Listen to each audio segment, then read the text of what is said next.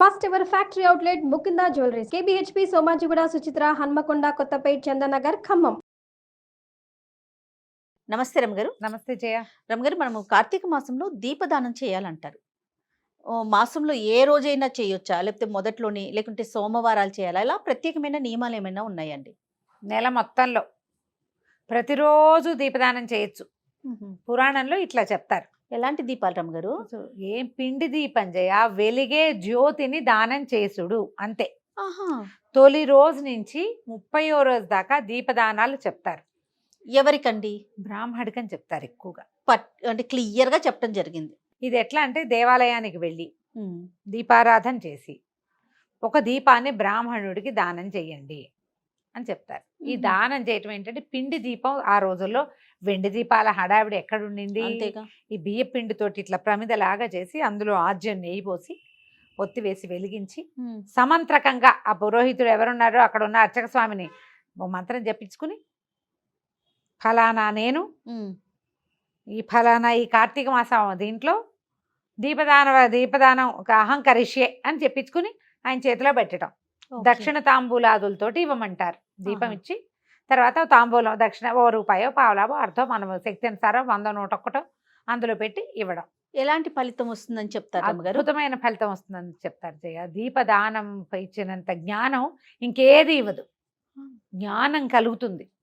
ఇప్పుడు జ్ఞానం అంటే జయ చదువు, సంధ్య, ఐక్యూ, IAS IPS సీట్లు రావడమే కాదు, తెలివిగా ఉండటం కదా. ఈ తెలివి ఏమిటి? ఈ తెలివి నేను దీని తర్వాత ఏది పెట్టాలి, అన్నం ముందు పొయ్యి మీద పెట్టాక పొయ్యి వెలిగించాలా తెలివి కాదు. నేనెవరో తెలుసుకునే తెలివి. ఇప్పుడు నేనున్నాను, మనం ఉన్నాం. ప్రతి సంవత్సరము కార్తీక మాసం వస్తుంది, ప్రతి సంవత్సరము స్నానం చేస్తాం, అట వెళ్ళిపోతాం. మనం ఎందుకు పుట్టామో, ఎవరికి పుట్టామో, ఏం చేస్తున్నామో, ఏం చేయబోతామో, ముందు ఎక్కడున్నామో, తర్వాత ఎక్కడికి వెళ్తామో, అసలు ఈ శరీరం నాది నాది నాది నాది అనుకుంటాం.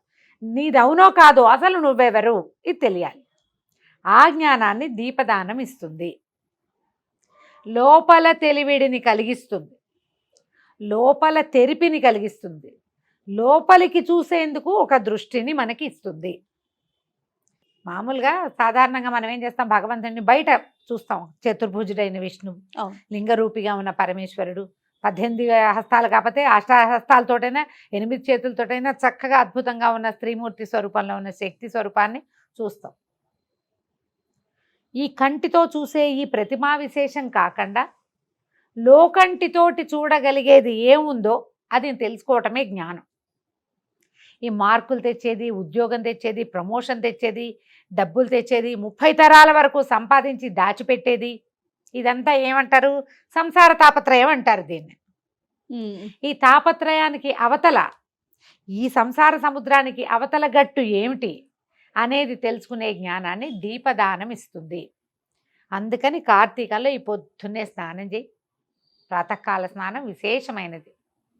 మామూలుగా చూడు, రోజు స్నానం చేస్తాం కదా జయ మనం. అవునండి. బాహ్య శుద్ధి కోసం, శరీర శుభ్రత కోసం. రకరకాల మలాలు ఒంట్లోంచి బయటకు వస్తాయి, టాక్సిన్స్ రిలీజ్ అవుతాయి చెమట ద్వారా. ఆ మట్టి, మశానం, దుమ్ము, ధూళి అన్నిటికీ గోత్రు అవుతాం. మంచం మీద పడుకుంటాం. సంసారంలో ఉండేవాళ్ళు ఏదో సంసార తాపత్రయాలు పడతారు. శుభ్రం కావాలి మనకి, అందుకని బాహ్య శుభ్రత చేసుకుంటాం. అయితే ఈ ప్రత్యేకంగా కార్తీకంలో ఏం చెప్తారు? నదీ నదాల్లో స్నానం చేయండి. అది కూడా సూర్యోదయాత్ పూర్వమే. నదీ నదాలంటే ఎక్కడెక్కడెక్కడి నుంచో వచ్చిన నీళ్లు, భూగర్భంలో పుట్టిన నీళ్లు. వాట్లల్లో ఉండే ఫ్రెష్నెస్, ఔషధ గుణాలు, పవిత్రత, కరెంట్స్ వేరేగా ఉంటాయి. ఈ సమయంలో ప్రాతకాలంలో భగవత్ ప్రార్థన చేస్తూ భగవదారాధన కోసం చేసే స్నానం బాహ్య శుద్ధికి కాదు, ఆంతర శుద్ధి కోసం, లోపల నుంచి శుద్ధి అవడం కోసం. ఈ లోపల శుద్ధి చేయబడినటువంటి వ్యక్తి ఆత్మజ్ఞానం కోసం దీపాన్ని దానం చేయాలి. చేయమన్నారు కాబట్టి నువ్వు ఏటా చేస్తారమ్మా, ఏటా చేస్తారు, కానీ జ్ఞానం కలగదు. చెయ్యటం ఇంపార్టెంట్ కాదు, కాదు తెలివిడితో చేయటం. అది మనం ఈ దీపం దానం ఎందుకు చేస్తున్నాం అనేది తెలుసుకుని చేయటం, జ్ఞాన జ్యోతిని వెలిగించుకోవటం కోసం. భగవంతుని చేరే మార్గం ముముక్షువులుగా వెళ్ళాలి. ప్రతి వాడు చివరికి ఎప్పటికో మోక్షాన్ని పొందుతాడమ్మా. ఈ జన్మలోనే మనం పొందేస్తామా, ఇంకా ఇట్లాంటి 10, 25, 36 జన్మలు ఎత్తుతామో మనకు తెలీదు. ఎన్నిసార్లు తొండలు గాను, కుక్కలు గాను, పిల్లులు గాను, కోతులు గాను పుట్టి పుట్టి పుట్టి మనిషి అయ్యామో తెలీదు. ఇందులో చీమ కావచ్చు, బొద్దిక్క కావచ్చు, ఎలుక కావచ్చు, పందికొక్కగా కావచ్చు. ఇంకా అందరమును నాకు అప్పుడప్పుడు అనిపిస్తుంది రమ్మగారు, ఆ. దేవుడి దయ వల్ల మన అదృష్టం కొద్దీ పోయిన జన్మలో ఎలా పుట్టామో, ఎన్ని బాధలు పడ్డామో మనకి ఈ జన్మలో తెలియదు. తెలీదు. అంతవరకు సంతోషం. తెలిస్తే చచ్చిపోతాం మనం. అంతే కదా రమ్మగారు. తెలిస్తే భవిష్యత్తులో ఏంటి తెలీదు, వెనకాల వెనకాల మన ఏంటో పూర్వ తెలీదు. జన్మలో ఏంటో తెలీదు. తెలీదు. ఇలాంటిది ఏదో ఉందని మనకి తెలుసు కదా. అది ఈ చక్రంలోంచి నన్ను తప్పించమని భగవంతుడిని వేడుకునే జ్ఞానాన్ని కలిగించడానికే దీపదానం చేయమంటారు. ఈ దీపదానానికి మీరు నెలంతా చేయొచ్చు. ఒకటి ఏమంటారు మన పర్వదినాలలో చేయొచ్చు. ఇంకొకటి ఈ పర్వదినాలు ఏమేమి ఉన్నాయి? కార్తీకంలో 4 సోమవారాలు, 2 ఏకాదశులు, పౌర్ణమి, మాస శివరాత్రి, అమావాస్య. ఈ తిథుల్లో ఏదో ఒక తిథి నాడు ఇవ్వచ్చు. ఈ తిథుల్లో మీకు కుదరలేదు, ఏ సాధారణ తిథి నాడైనా ఇవ్వచ్చు. అష్టమి, నవమి, దశమి, ఏకాదశి నియమమే లేదు. ఇవాళ అష్టమి, ఇవాళ దానం చేయొచ్చా? లక్షణంగా చేయొచ్చు. కార్తీక మాసం అష్టమి కూడా మంచిదే. మాసం ప్రాధాన్యత అంతేనండి. ఈ కాలం ప్రాధాన్యత. మీరు ఎన్ని దీపాలు అంటే తేపకు ఒక్క దీపం. మీరు దానం చేసినప్పుడు ఒక్క దీపము. ఒకవేళ మీరు ఘనంగా చేయదలుచుకుంటే, పురోహితుడు ఎవరికో అర్చక స్వామికి ఇవ్వదలుచుకున్నారు, ఒక వెండి దీపం తెచ్చుకోండి. చిన్న ఇంత ప్రమిదల నుంచి అంత కుంది వరకు మీ ఓపిక. బంగారపు ఒత్తులు దొరుకుతాయి, సన్నటి తీగలు అమ్ముతారు.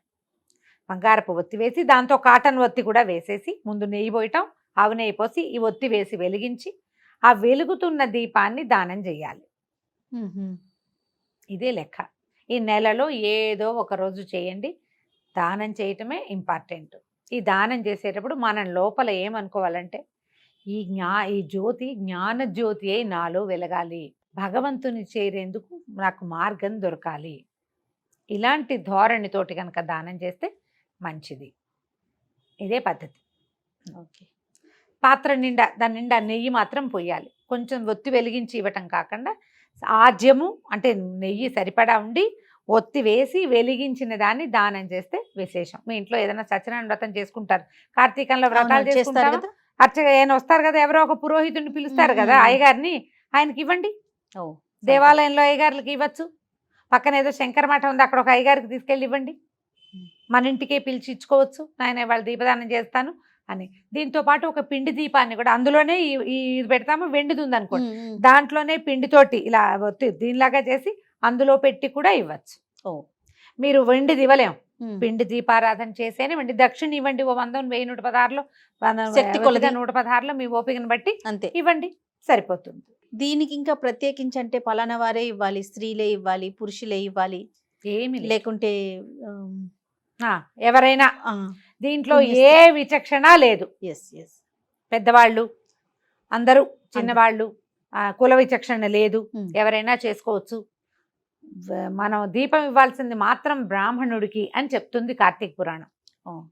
బ్రాహ్మణుడికి ఇవ్వాలి. కుల విచక్షణ, వయోలింగ విచక్షణ లేదు, ఆడవాళ్ళు మగవాళ్ళు లేదు, భర్తలు సభర్తృక అభర్తృక అది కూడా లేదు, భర్త లేరు, భార్య లేదు, ఇలా ఏం లేదు, ఎవరైనా ఇచ్చుకోవచ్చు. సంతోషరామ్ గారు, నమస్తే. నమస్తే.